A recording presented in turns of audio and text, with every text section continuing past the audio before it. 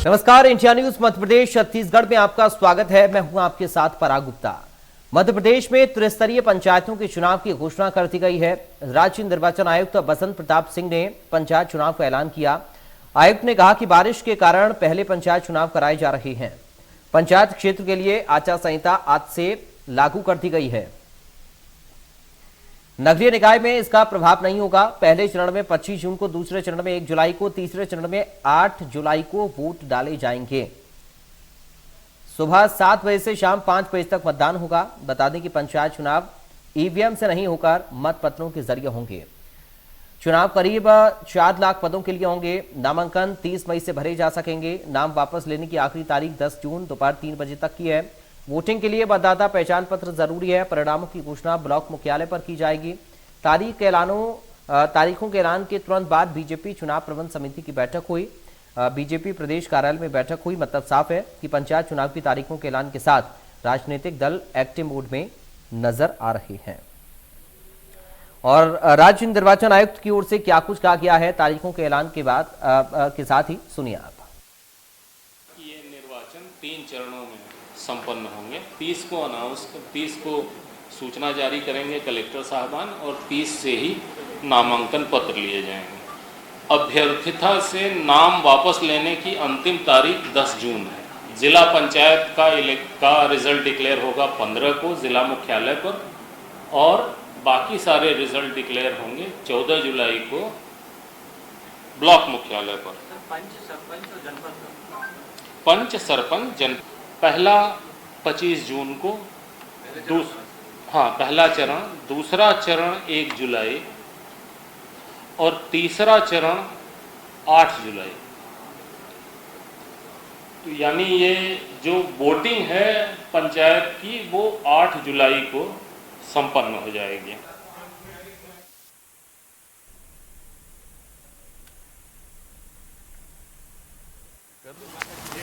जो चुनाव को लेकर जो एक भ्रम का वातावरण कांग्रेस पार्टी ने फैलाया था पूरे प्रदेश में, वो पूरी तरह से काले बादल छट चुके हैं और सत्य की जीत हुई है। हमारे मुख्यमंत्री जी ने जो भी वायदे किए थे उसे पूर्ण किया है और आज चुनाव की तिथि घोषित हो गई है और हम लोग पूरी मुस्तैदी के साथ भारतीय जनता पार्टी की सरकार पूरे पंचायती राज में परचम फहराएगी। कांग्रेस पार्टी के नेताओं का एक ही काम है, पहले भी इन्होंने सुप्रीम कोर्ट में और हाई कोर्ट में रिट पिटीशंस लगा के चुनाव को रुकवाया और इसलिए विलम्ब हुआ कि कांग्रेस पार्टी के लोग नहीं चाहते कि चुनाव हो, क्योंकि उनको मालूम है कि आज अगर चुनाव हुए तो पूरे पंचायतों में, पूरे पंचायती राज सिस्टम में भारतीय जनता पार्टी के लोगों को बैठना है। तो आरोप तो लगाएंगे, इसमें क्या बात है। अगर उनको कोई प्रॉब्लम है तो जाएं ऊपर कोर्ट में। चुनाव निश्चित रूप से भारतीय जनता पार्टी बेमन से कर रही है, क्योंकि अगर कोर्ट का आदेश नहीं होता, निर्देश नहीं होता तो निश्चित रूप से वो नहीं करा। उनकी मानसिकता नहीं है कि जनता को सत्ता में भागीदारी मिले। भारतीय जनता पार्टी का जो चरित्र है वो कहनी और करनी में बहुत अंतर है। तो जिस तरह से उन्होंने व्यवस्था दी थी कि भाई हम पिछड़ों को 35% आरक्षण दें, तो कहाँ है वो 35%? जवाब दे भारतीय जनता पार्टी के पास, कहाँ है 35%? हमने देखा कहीं उन्हें मिल ही नहीं रहा, कहीं 10% है, कहीं 5% है। तो किस तरह से उन्हें छला गया। आज के समाचार पत्रों में इस बात को बहुत गंभीरता के साथ दिया है कि किस तरह से इस चुनाव में कितने लोगों की सीटें कम हो गई, कितने लोगों को इससे महरूम किया गया। निश्चित रूप से भारतीय जनता पार्टी के लोग बेईमान हैं इस मामले में और ये सब चीज़ों का खामियाजा भुगतना पड़ा है।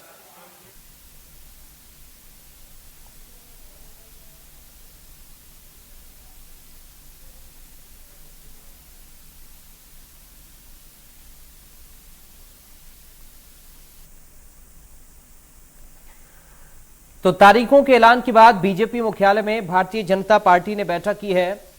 3 चरणों में पंचायत के चुनाव होने हैं।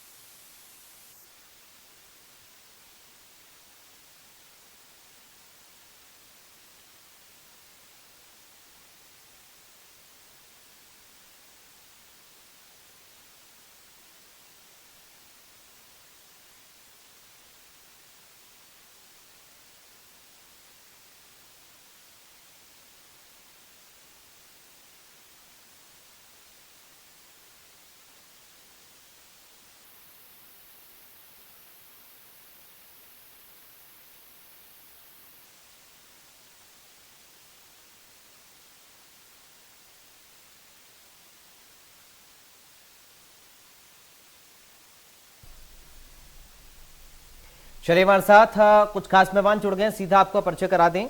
हमारे साथ सरपंच प्रत्याशी हैं आदर्श सक्सेना। आदर्श सक्सेना जी, आपका स्वागत है। और हमारे साथ युवा नेता हैं, प्रत्याशी हैं प्रशांत ठाकुर। प्रशांत ठाकुर जी, आपका स्वागत है। सबसे पहले प्रशांत जी, शुरुआत आप ही के साथ में कर रहा हूं। तारीखों का ऐलान हो गया है, पंचायत चुनाव का बिगुल बज गया है, तैयारियां हैं मुकम्मल?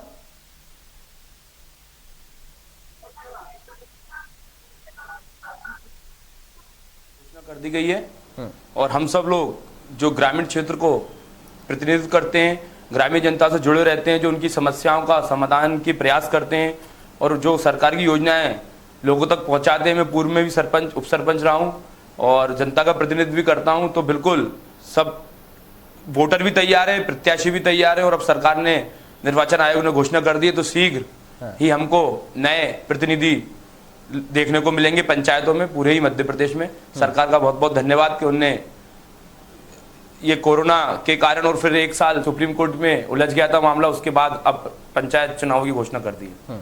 ठीक है, आदर्श सक्सेना साहब आपके पास में आ रहा हूं। तैयारियां हैं मुकम्मल, बिगुल बज गया है पंचायत चुनाव का।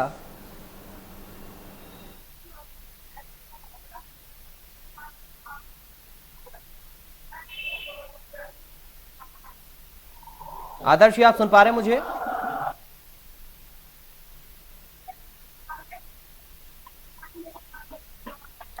आदर्श जी, क्या आपको मेरी आवाज मिल रही है? जी, आपकी आवाज आ रही है मुझे। बोलिए सर, रिएक्शन चाहूंगा सर आपका तारीखों के ऐलान पर। हेलो। जी जी आदर्श जी, बोलिए, आपकी आवाज आ रही है मुझ तक। जी सर, जी जैसा कि सर मध्य प्रदेश में विगत 7 वर्ष के बाद आज पंचायत चुनाव का ऐलान हो गया है। सभी प्रत्याशी निर्वाचन को लेकर अति उत्साही हैं और सभी लोगों ने अपनी तैयारियां प्रारंभ कर दी है। जैसा कि 3 चरणों में मध्य प्रदेश में चुनाव होने हैं और सभी की तैयारियां लगभग पूरी हो चुकी है कि इस बार चुनाव में भाग लेंगे। ठीक है प्रशांत ठाकुर जी, एक बार फिर से आपके पास में आते हुए, अब देखिए आरोप प्रत्यारोप का दौर भी शुरू हो गया है ऐलान के साथ ही। उधर बीजेपी ने बैठक की है, आरोप विपक्ष की ओर से सरकार के ऊपर भी लगाए जा रहे हैं। पंचायत चुनाव को लेकर पहले भी कई सारी पॉलिटिकल रिएक्शंस हमने देखे हैं, इन सब को लेकर आपका क्या मानना है? नहीं सही है, देखिए सर ऐसा है कि पहले तो कोरोना के कारण उलझ गया था और बाद में याचिकाएं कांग्रेस के कुछ नेताओं ने लगाई थी। हम भी सब आपके माध्यम से, समाचार पत्र के माध्यम से पढ़ते रहते हैं और जिस प्रकार से शिवराज सिंह चौहान जी और उनकी सरकार प्रतिबद्ध थी कि हमको ओबीसी आरक्षण के साथ ही चुनाव करवाने हैं, तो सुप्रीम कोर्ट में वो लोग दोबारा गए और उसके बाद ओबीसी आरक्षण के साथ चुनाव हो रहे हैं। तो इससे प्रत्याशी भी खुश है, जनता भी खुश है और ये पूर्ण रूप से सरकार ने लोगों के साथ न्याय किया है और सभी वर्गों को, चाहे महिला को भी बराबर आरक्षण मिला है, ओबीसी को भी मिला है, हमारे एसटी एससी को भी मिला है, सामान्य को भी मिला है, सभी को बराबर मिला है और सरकार ने इसके लिए प्रयास किया। उसके लिए हम सरकार का ग्रामीण जन की ओर से और सभी लोगों की ओर से धन्यवाद करते हैं कि सरकार ने अपनी लड़ाई लड़ी और सरकार अपनी लड़ाई जीत कर आई और सरकार ने जो बोला था कि हम ओबीसी के साथ ही पंचायत चुनाव में जाएंगे, उसको उन्होंने जैसा बोला वैसा किया।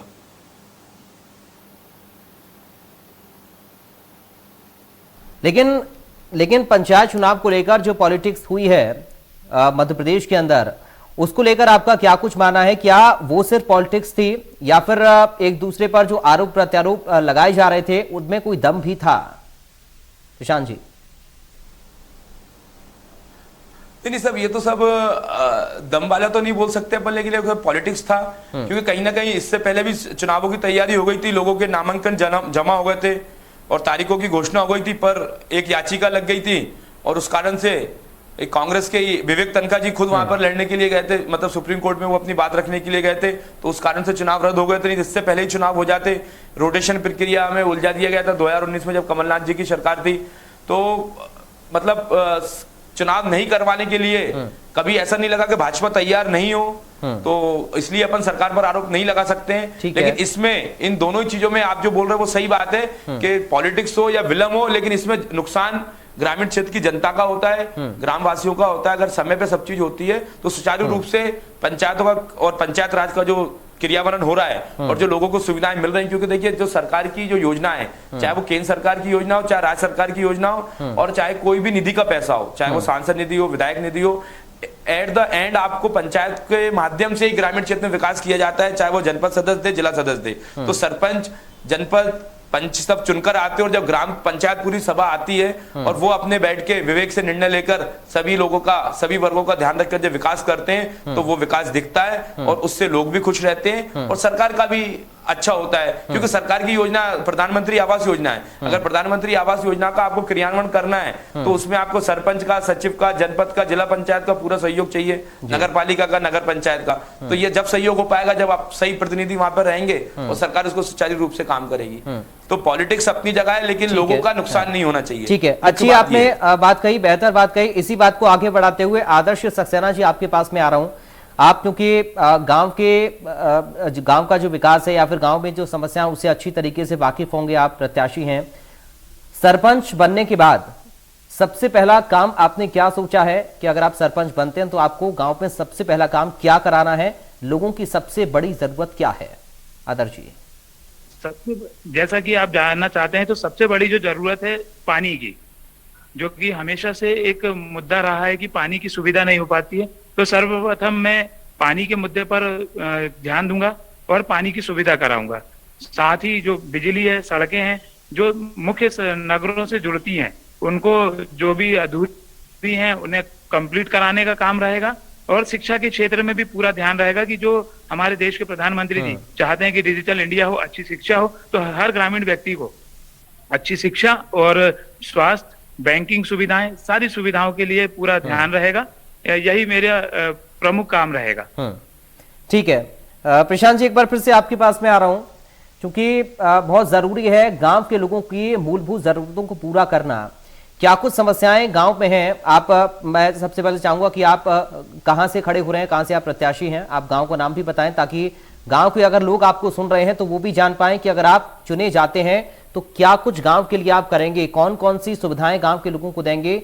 छोटी छोटी जरूरत गांव के लोगों को होती हैं, शहर तक लोग नहीं पहुंच पाते हैं, तो क्या गांव में वो सुविधाएं लोगों तक पहुंच पाए? शान जी। जी बिल्कुल क्या सर, मैं पूर्व में भी उप सरपंच रहा हूं, तो पूर्व में भी हमने पूरा प्रयास। बोलिए प्रशांत जी, आपकी आवाज आ रही है। हमने पूर्व में भी अच्छा रही जी, क्या सर, हमने पूर्व में भी पूरा प्रयास किया था। हमारे क्षेत्रीय विधायक जी के, सांसद जी के, शिवराज जी के जो योजना है उनका लाभ हमने लोगों को बताया था। जैसे हमारे प्रत्याशी जी हैं भाई साहब जिनने हमको बताया, तो हम लोगों ने 10वीं तक के स्कूल की व्यवस्थाएं करवाई, सड़कें बनवाई, मनरेगा के माध्यम से रोड बनवाए। हमारे यहाँ गौशाला का निर्माण कार्य जारी है। अभी जो नया परिसीमन हुआ तो उसमें पंचायतें, हमारी क्या बड़ी पंचायत थी, आदमपुर छावनी से बिलोंग करता हूं मैं।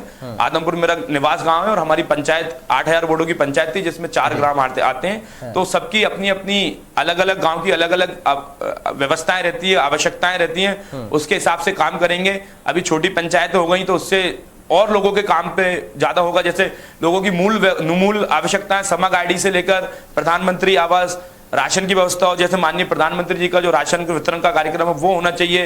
विधायक निधि का जो पैसा मिलता है उसका सही उपयोग हो जाए। अगर मैं आपको बताऊं, अगर सरकार जो जितना दे रही है, अगर इस सरकार की, क्योंकि मैं पूर्व में रहा हूं इसलिए मुझे बिल्कुल मैं पूरी दावे के साथ बोल सकता हूं कि शिवराज जी की सरकार इतनी सारी योजनाएं चला रही है। अगर हम प्रतिनिधि, प्रशांत जी, आपके लोगों ने बूचड़ खाने का विरोध किया था, क्या आप चाह रहे हैं बूचड़ खाना बने? नहीं, बिल्कुल हम बूचड़ खाने के सख्त खिलाफ थे और बूचड़ खाना वहां रुका। हम पूरे लोगों ने पूरी ताकत के साथ बूचड़ खाने का विरोध किया था और हमारे क्षेत्रीय जो प्रतिनिधि हैं उन लोगों ने हमारा पूरा साथ दिया और उन सबके सामूहिक प्रयास से हमारे बूचड़ खाने का जो आंदोलन था वो सफल हुआ और हम उस बूचड़ खाने के विरोध में थे, हैं और रहेंगे। हम कभी भी किसी भी कीमत पर हमारे क्षेत्र में बूचड़ खाने को नहीं खोलने देंगे। ठीक है, आदर्श जी आपके पास में आ रहा हूं। सरकार ने भी ऐलान किया है कि जो सरपंच निर्विरोध चुनकर आएंगे, जाहिर तौर पर उनको पुरस्कृत किया जाएगा, सम्मान उनका किया जाएगा। और सबसे जरूरी बात यह है कि आपके इलाके की प्राथमिकताएं आपको लेकर आपके लिए क्या हैं, आपके गांव की प्राथमिकताएं क्या हैं? स्वास्थ्य से जुड़े मुद्दे हैं, शिक्षा से जुड़े मुद्दे हैं, युवाओं को लेकर आप कुछ करना चाहते हैं क्या? किस क्षेत्र में आपकी सबसे पहले प्राथमिकता रहेगी कि गांव के लोगों को आप सुविधाएं पहुंचा पाए?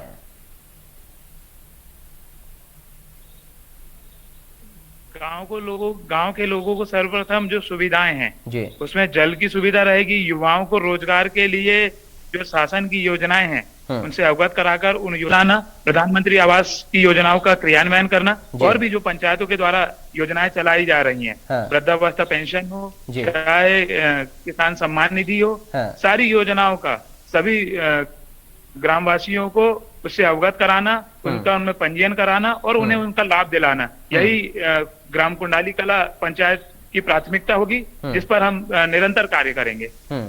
शौचालय योजना का जिक्र लगातार होता है जब भी लोकल बॉडी के इलेक्शन होते हैं। आपके गांव में क्या शौचालय की सुविधा लोगों के घरों में उपलब्ध है? वहां पर शौचालय बने हैं? और अगर नहीं बने हैं तो उनको लेकर आप कितना काम आगे करेंगे, या फिर आपकी प्लानिंग आगे की क्या है, कार्य योजना आपकी क्या है? प्राथमिकता यही रहेगी कि निर्वाचित होने के पश्चात सभी घरों में जानकारी एकत्रित कर कि जिन घरों में शौचालय नहीं बने हैं उन घरों में प्राथमिकता से शौचालय बने, और शौच मुक्त ग्राम हो, शौच मुक्त हमारा प्रदेश हो और शौच मुक्त हमारा देश हो। ऐसी योजना के साथ शौचालय मुक्त ग्राम पंचायत पर पूर्णतः कार्य किया जाएगा। ठीक है प्रशांत जी, आपने रोड मैप तैयार किया है, क्योंकि सरकार भी ये कोशिश करती है कि अगर आप निर्विरोध चुने जाते हैं या फिर आपके इलाके की जनता आपको पूरा समर्थन करती है, सपोर्ट करती है, और आप भी जनता की समस्याओं को समझते हैं और उनको पूरा करने का वादा करते हैं, उन पर खरा उतरते हैं, तो सरकार भी सपोर्ट करेगी। लेकिन एक रोड मैप आपने तैयार किया होगा, अगर आपको जनता चुनती है गांव की, तो क्या आपका रोड मैप है? कैसे आप शुरुआत करेंगे प्रशांत जी? जी बिल्कुल जी, आपने सही बोला सर। मेरा जैसे पूर्व में अनुभव हुआ है कि हमारे यहाँ के कोरोना में हमने देखा स्वास्थ्य की समस्याएं, मतलब स्वास्थ्य का एक बड़ा मुद्दा है। तो हम लोग प्रयास करेंगे कि हमारे क्षेत्र में एक प्राथमिक बड़ा एक अस्पताल मिले, आंगनबाड़ी केंद्र ज्यादा बने। आंगनबाड़ी केंद्र ज्यादा बनेंगे तो उसमें आंगनबाड़ी कार्यकर्ता आती हैं जो कि डोर टू डोर जाकर लोगों को जो लोगों की बीमारी की, स्वास्थ्य की समस्या उनका समाधान करती है। जो हमारा उप स्वास्थ्य केंद्र है वो सब जगह है, लेकिन हम चाहेंगे कि एक बड़ा 10 बिस्तर का अस्पताल की व्यवस्था हमारे क्षेत्र में हो। इसके बाद जो हमारा 10वीं तक का स्कूल है उसको हम प्रयास करेंगे उसको हमारी गांव में हम उसको 12वीं तक करवाएं, कि हमारी जो बच्चे हैं, जो बेटियां हैं, जिनको आनंद नगर या कहीं 12वीं के लिए जाना पड़ता है, वो उनकी शिक्षा वहीं पे पूर्ण हो जाए। और हमारे जैसा सरकार की जो सुविधाएं उनके साथ साथ ग्रामीण जनों के साथ बैठकर समस्या का सही पता चलता है, तो उनके साथ मिल बांट कर बैठकर ग्राम पंचायत के पंचों के साथ, हमारे वरिष्ठों के साथ, पूर्व सरपंच, पूर्व जनपद और जो सभी जो पार्टियों में लोग जो अपना मत देते हैं उन सबके साथ मिलकर एक संपूर्ण ग्राम की विकास की योजना बनाएंगे और उस पर काम करेंगे। जैसे गौशाला हो गई है, तो जिसमें गौशाला में सही सुचारू रूप से गौशाला चले उसकी पूरी व्यवस्था करेंगे। और हमारी जैसे वृद्धा पेंशन, विधवा पेंशन, इसका व्यवस्था हो, सबको प्रधानमंत्री आवास मिले। और स्वास्थ्य का प्रमुख से काम हो कि स्वास्थ्य में आंगनबाड़ियां बने कि लोगों को स्वास्थ्य की सुविधा मिलनी चाहिए। शिक्षा को लेकर एक आखिरी सवाल प्रशांत जी आपसे, संक्षेप में इसका उत्तर चाहूंगा। अक्सर गांव में शिक्षा की व्यवस्था काफी ज्यादा लचर रहती है, बच्चों में अवेयरनेस नहीं रहती है स्कूल जाने को लेकर। स्कूल बच्चे जाते हैं तो वहां पर व्यवस्थाएं नहीं होती हैं, टीचर नहीं आते हैं, ठीक तरीके से पढ़ाई नहीं होती है। इसको लेकर क्या प्लानिंग आपकी है, बहुत संक्षेप में? नहीं, बिल्कुल इसका ये आपने बिल्कुल सही बोला है, लेकिन क्या है, कुछ लोगों का शहरी मतलब प्राइवेट स्कूलों की तरफ भी बहुत ज्यादा ध्यान दे रहा है। लेकिन ये पूरा प्रयास रहेगा कि हमारे जो स्कूल हैं बहुत अच्छे सुव्यवस्थित हैं और शिक्षक शिक्षिकाओं के बीच में और जो ग्राम की एक समिति बनती है, स्कूल प्रतिनिधि की एक समिति बच्चों में से बनती है, उन लोगों की एक पूरी योजना बनाकर और पूरा प्रयास करेंगे गाँव के प्रत्येक बच्चों को, पहले 5वीं और 8वीं की नहीं, हम ये चाह रहे हैं हमारे गाँव से बच्चा 12वीं तक निकले और IIT IIM जाए। और वो भी जैसे दूसरे लोग आज गूगल का हमारा जो बैठा हुआ है हमारे भारत के एक प्रतिनिधित्व कर रहे हैं, तो वैसे ही हमारे गांव से ही बच्चे निकले और जाकर पूरे भारत में नहीं पूरे विश्व में भारत का। ठीक है आदर्श जी, आपसे एक फाइनल पूरा प्रयास करेंगे ग्राम पंचायत में बुलाकर कि बच्चों को पूरी शिक्षा मिले। ठीक है आदर्श जी, क्या आपने गाँव को लेकर आपने प्लानिंग की है? शिक्षा कैसे बेहतर वहां पर बने, कैसे बच्चों को अवेयर करेंगे आप? जैसा कि ग्राम कुंडाली कला का जो शासकीय स्कूल है पहले से बहुत बेहतर है, और अभी मध्य प्रदेश शासन के द्वारा ग्राम कुंडाली कला में 2 करोड़ रुपए की निधि से एक डिजिटल स्कूल बनाया जा रहा है, जिसकी बिल्डिंग कंप्लीट होने वाली है। और उसके पश्चात हम समिति बनाकर उस स्कूल में बच्चों के उच्च शिक्षा के लिए पूरा काम करेंगे, जो कि हमारा प्रथम कार्य रहेगा। चलिए, बहुत शुक्रिया आदर्श सक्सेना जी आपका, प्रशांत जी आपका बहुत शुक्रिया। आप लोग जुड़े और अपने बातों को आपने रखा कि आपका रूट मैप आखिर क्या है, चुनाव जीतने के बाद आप लोगों की प्लानिंग क्या है, कैसे इलाके का विकास होगा। तो उम्मीद यही है, क्योंकि लोकल बॉडी के इलेक्शन से बहुत ज्यादा उम्मीदें लोगों को रहती हैं। स्थानीय जो मुद्दे होते हैं, मूलभूत सुविधाएं होती हैं, उनकी जरूरत पूरी होती है इलेक्शंस के जरिए। हम कोशिश करते हैं कि बेहतर प्रत्याशी हम चुने, लेकिन बाद में कई बार लोग ठगा सा महसूस करते हैं। लेकिन हमारे साथ जो प्रत्याशी जुड़े हैं उन्होंने ये वादा किया है कि वो अपने इलाके के लोगों के लिए, अपने गांव के लोगों के लिए बेहतर विकास की कोशिश करेंगे अगर जनता उन्हें चुनती है। फिलहाल इस खास बुलेटिन से मुझे दीजिए इजाजत। आप देखते रहिए इंडिया न्यूज मध्य प्रदेश छत्तीसगढ़।